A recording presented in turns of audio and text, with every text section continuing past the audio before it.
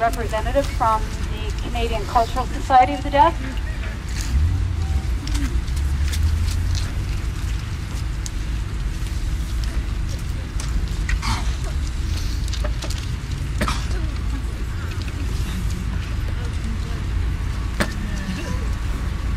Hello everyone. It's great to see the fantastic support that we have here today. I'm Vincent Chauvet. I'm the president of the Canadian Cultural Society of the Deaf.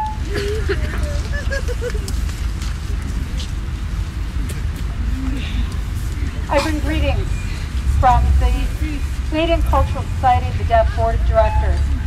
Hats off to the BC community here for establishing this rally, spreading the word across the country and motivating people to come together to fight for VRS.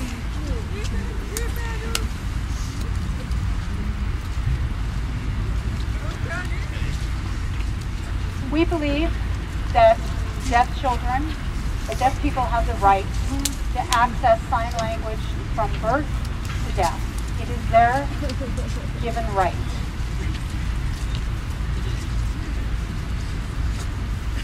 And it's our job to educate the public about our language and our culture and our history. We do have a shared history, but it's our job to share that with people.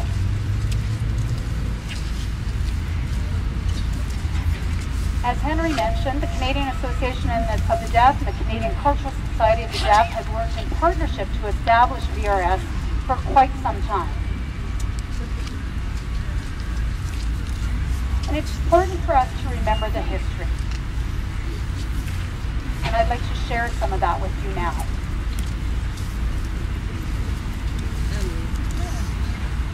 Around the 1970s, the deaf community was very excited to be able to communicate by teletypewriter.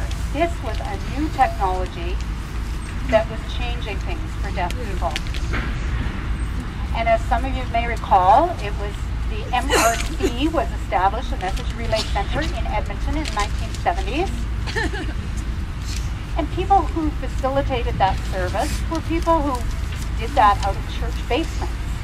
And the service was limited to 8 hours a day, basically from 8 to 4. Following that, the telephone company took over the relay service and a broader access was provided.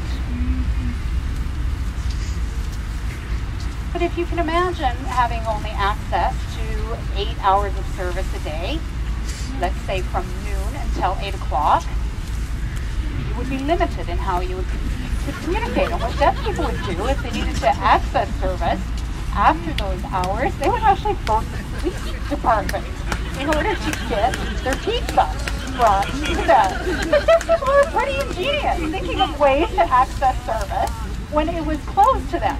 So we had developed relationships with people, obviously, to get our needs met. But one of the things that we needed to do, or that we need to do and we need to continue to do, is to educate the public.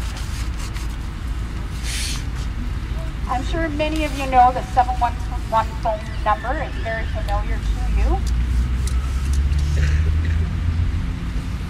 The National Association of the Deaf in the United States established the 711 phone number and came back to Canada to talk about how it was going to be established here. We spoke with CRTC at that time.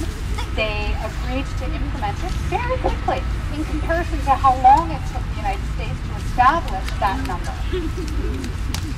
So we appreciate their involvement and their work on this. So hats off to you, CRTC, for doing that.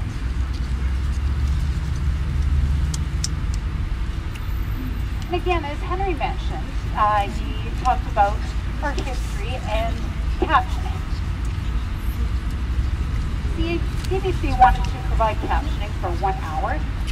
They won 24-hour captioning, pardon me.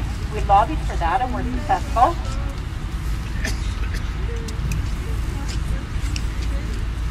And because this became enacted in law, we became a world leader. They wanted to know how Canada had established captioning and what we did. So this had a huge impact on other countries and their access to closed captioning. So again, thank you to CRTC. forget their role.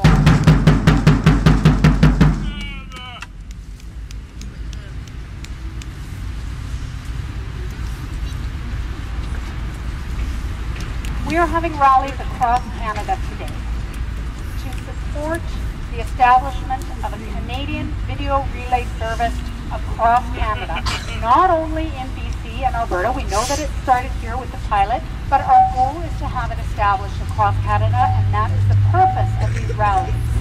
And we want this service to be provided in both American Sign Language and Sign to Quebecois, LSQ.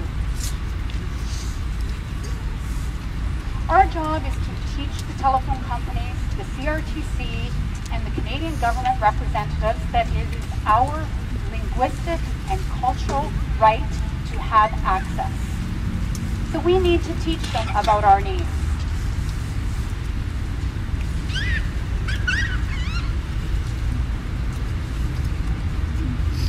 I think that people are quite astounded about this new technology and the way that we are able to communicate. And we have something to show them. People don't know what technology is.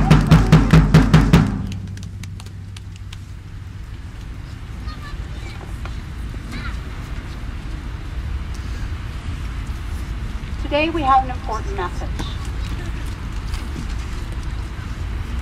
We want a Canadian video relay service to be established across Canada permanently. Secondly, it's our right to have options. We should have a variety of different options in order to communicate. We should have IP relay, telephone relay service, video relay service, a number of different options. We shouldn't be limited in our options to communicate. And our job is to inform CRTC of our basic human rights.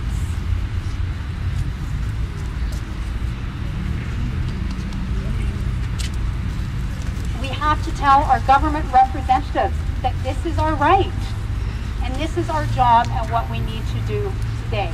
I appreciate your time. Thank you for coming out. I know it's a little bit chilly out here, but I think we're